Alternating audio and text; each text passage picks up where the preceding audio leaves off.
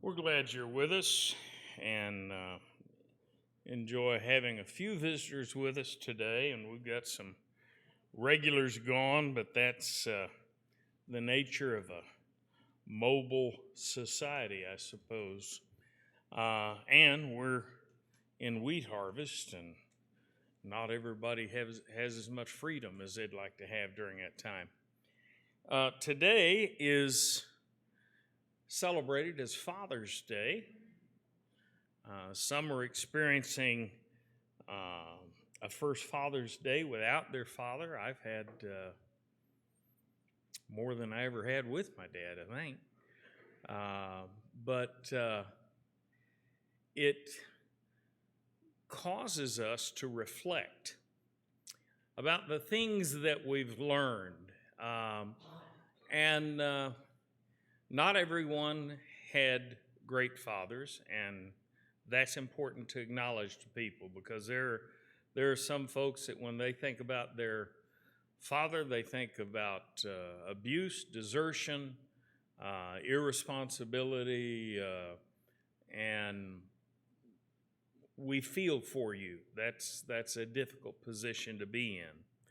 Others had fathers who excelled in some areas and then were woefully inadequate in others.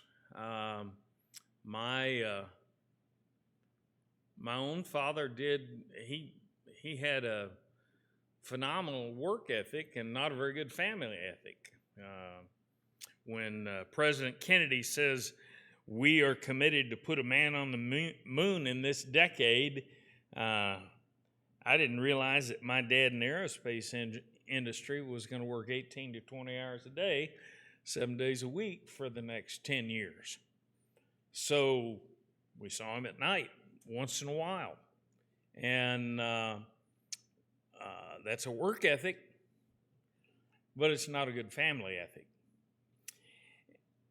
So what are the things that we can learn from our fathers? Now, I'm going to give you an assignment at the end, but as I speak, I'm going to let you multitask. I'm going to let you think about something while I'm talking about some other things.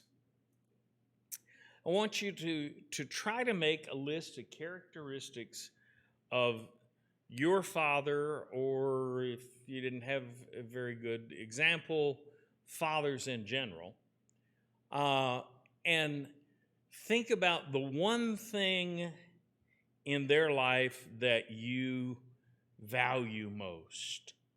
And it can be all kinds of things, and I've got a whole list of them. For some people, it's thoroughness. I remember we had moved to Michigan, and my dad was about to begin work, so we had to fix a house, and we were laying tile. And I was 10. Now, I don't know what you know about 10-year-olds, but normally it means they're not real good workers. And I wasn't doing everything up to his standard. And he was putting a pattern in the tiles that he was putting on the floor. You laid 3, and then you put in an oddball color, and then you took that color up, and then you brought the other color back, and you made this pattern all across the floor. Well, about 1 in the morning, I was cross-eyed.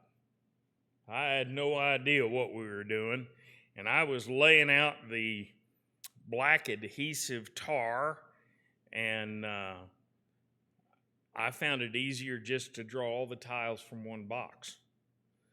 Unfortunately, when you draw all the tiles from one box, they're all the same color. Now, I was really good on the white ones, but then we had to pry them back up, move them around. My dad demonstrated to me that night that I was not exactly like him,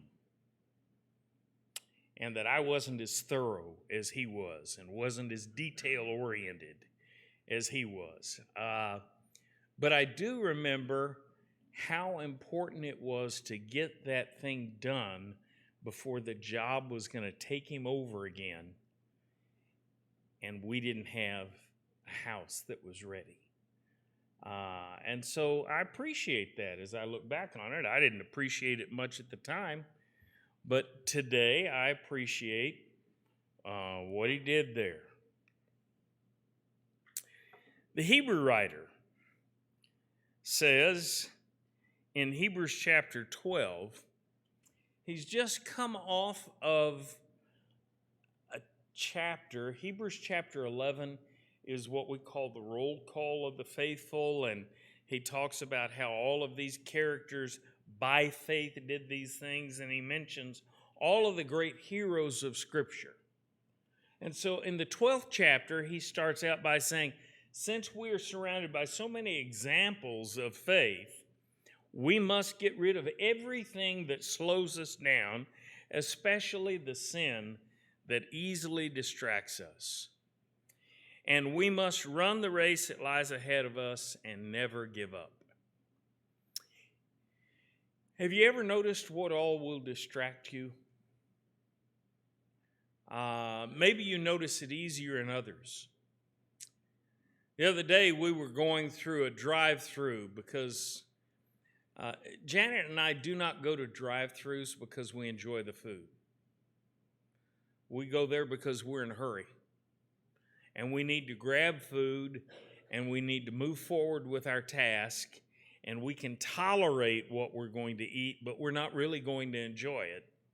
We're just able to get it down, get enough nutrition, and move to the next task. And it was one of those days. And I pulled up at this drive-thru, and they're taking forever to get two things out from under the warming lamp. And, unfortunately, they don't realize that I can see in the window. I know that they're under the warning lamp, and I can see when they go over and pick them up and put them in the bag. And what I noticed was that the young man that was waiting on us would do something and then would type on his phone, and then would do something else and then would look down at his phone. And then as he came up to the window to hand me my food, I saw him slide his phone into his pocket. And I didn't say anything to him, but it registered in my head that I didn't like that. That it easily distracted him from the task at hand. And, my urgency wasn't meaning very much to him. Well, the world's not all about me, and we made it through the process and got through it. But being distracted is so simple. Have you ever worked an 8-year-old child? Have one come weed the flower bed with you and see how long it goes. Because pretty soon there's a bug. And the bug crawls over to a really pretty rock that they've never noticed before, which is sitting beside a flower pot that has other things in it. And then pretty soon they're off. We're easily distracted. Well, sin, the thing about sin is that we are drawn away and enticed, according to James, by our own lusts. We're attracted to it, and it appeals to what's in us. And so it's easy to be distracted.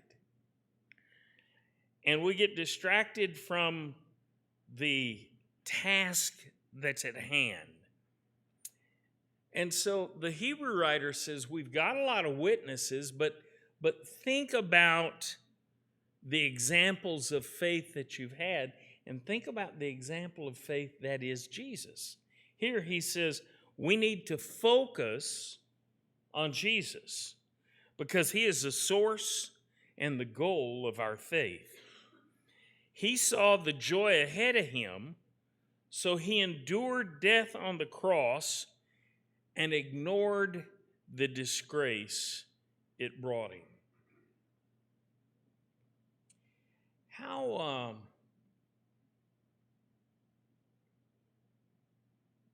How big a thing is shame to you or embarrassment? You know, Janet and I have different standards in that. I got ready to go somewhere one day, and Janet said, "You're wearing that?" And I said, "Yeah, I look good, don't I?" She said, "That's not the word I'd use. You're wearing that?" "Yeah, I'm covered." "Yeah, in dirt, and in grass clippings. You need to go change your jeans." And I thought, well, those are way down my body. They're just going to focus head up. It's not going to be that big a deal. No, you need to go. She's more easily embarrassed or shamed than I am. Maybe that's true of all partners. I don't know that. But it wasn't simply the pain of the cross that Jesus had to put up with. And I think sometimes we don't, when we reflect on the cross, we don't think about the disgrace part of that. Have you ever thought about the disgrace of the cross? Now, publicly, everyone sees you. Can't hide your face. You're just on display, and everybody sees you. And everybody that walks by notices. And for Jesus, the pain of the cross and the disgrace of the cross were both significant things. One of the things that I think I may have inherited from my father was his pain tolerance. When I was a little kid, boy, I'm going to give you a history lesson now. When I was a little kid, every other week when we lived in in Colorado, in Denver, on Colfax Avenue was a pretty new restaurant. And we never went to restaurants. And we went every other week. It was called McDonald's. And it's brand new. And Dad got paid every other week, and we would go down, and that would be the meal that we had out. And we had it twice a month. I would go get 6 hamburgers at 15 cents a piece. I would go get 6 orders of fries at 10 cents a piece. And I would go and get 6 drinks, and they were like 15 cents a piece or 18 cents a piece. Now, we could get the whole meal for 6 of us for about $3. Didn't cost very much. But we thought it was such a big deal, and we looked forward to it all 2 weeks. Dad had come home, and he picked us up, and we were in a Rambler American station wagon. And the thing that was so important about a Rambler American station wagon is if you drove it off into the lake, you had 3 days to die because it was tight and no water got in. And my dad slammed that finger in the door and broke the end of it off.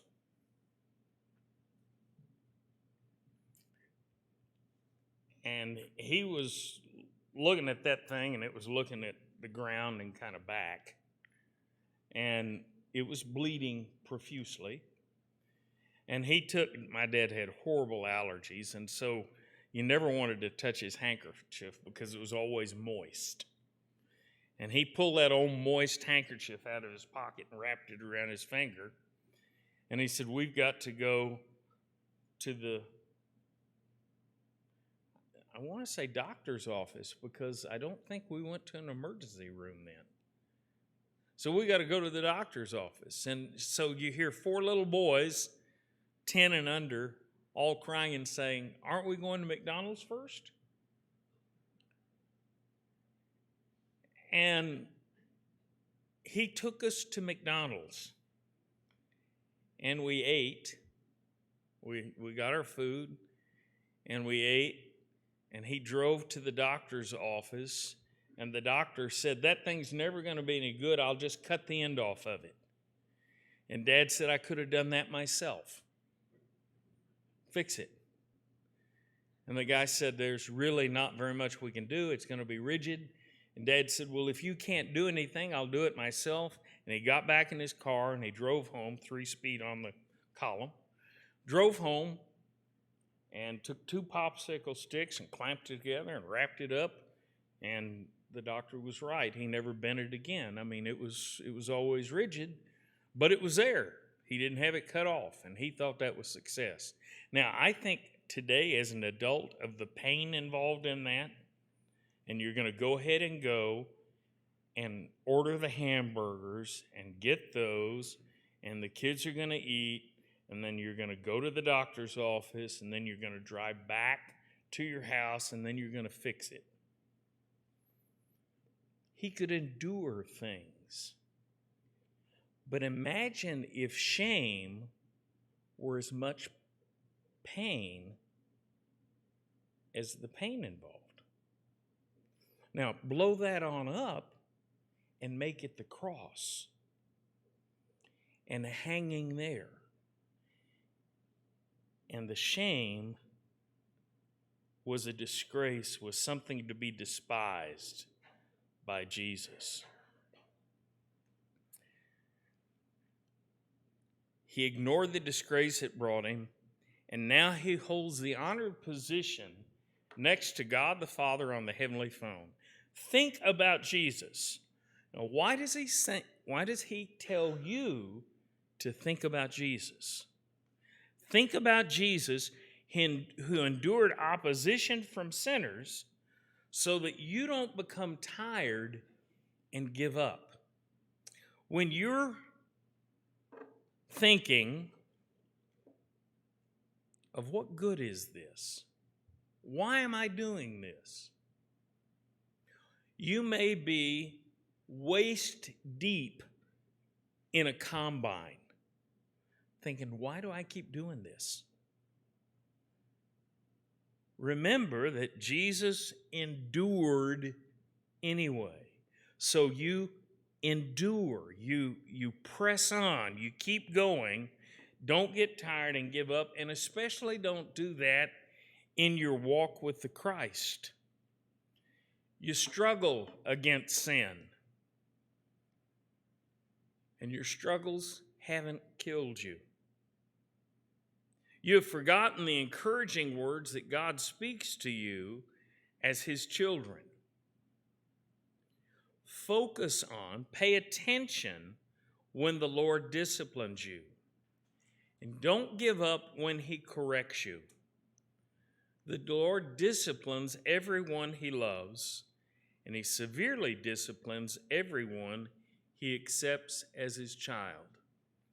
Tom talked about the email that we got from Bruce. Read that last line and think about your relationship with God. If you want to know if you're part of the family, there will be components in it where God severely disciplines you. Now, we do everything we can to escape disciplines. The Hebrew writer tells us to reflect on the discipline and what the meaning of it is. He disciplines everyone He accepts as His child. Endure your discipline. God corrects you as a father corrects all of His children. All children are disciplined by their fathers. If you aren't disciplined like the other children, you aren't part of the family.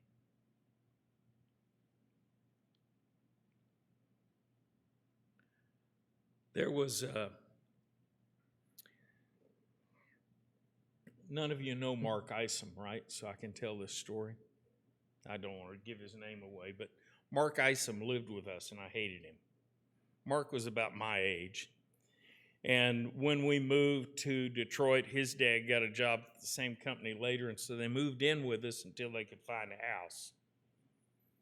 And Mark was my age, or maybe a year younger. And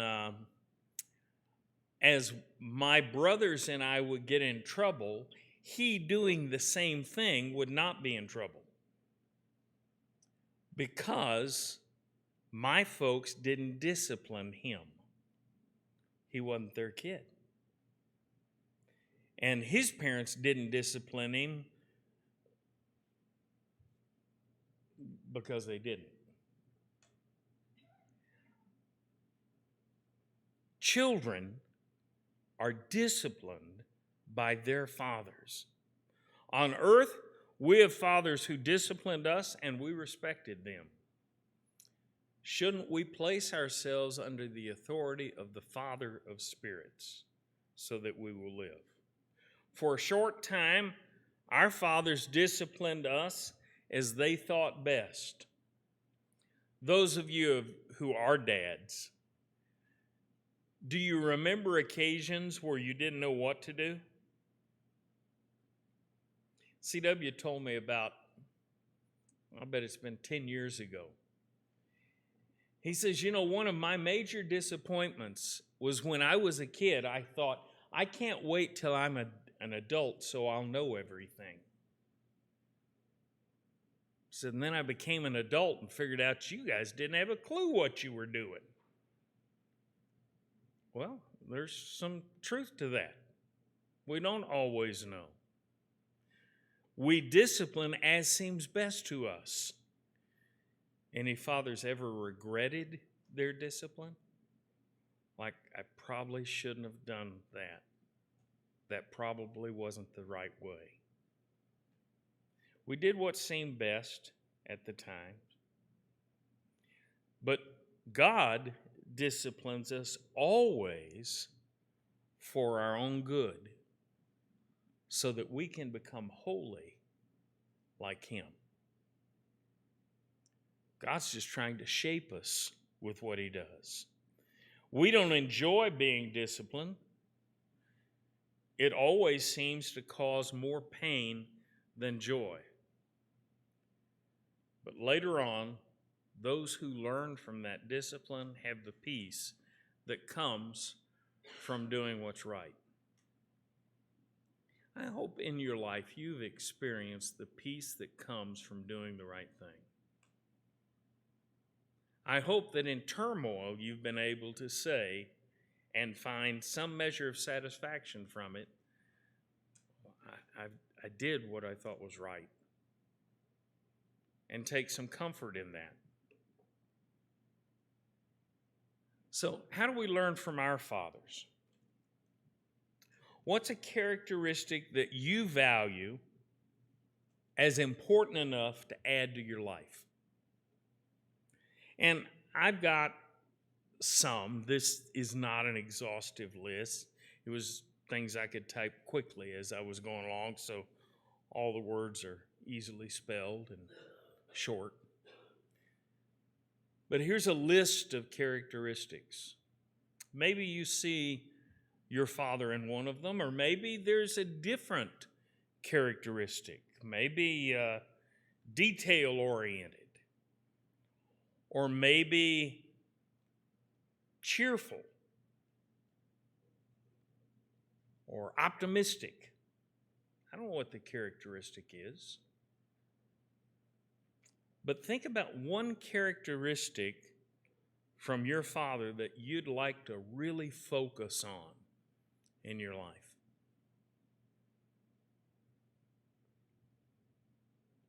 Everybody got one? I'm not going to call for them, but everybody got one? Something that your dad did that you go, man, I'd like to be better at that. Okay, so here's the task for the week.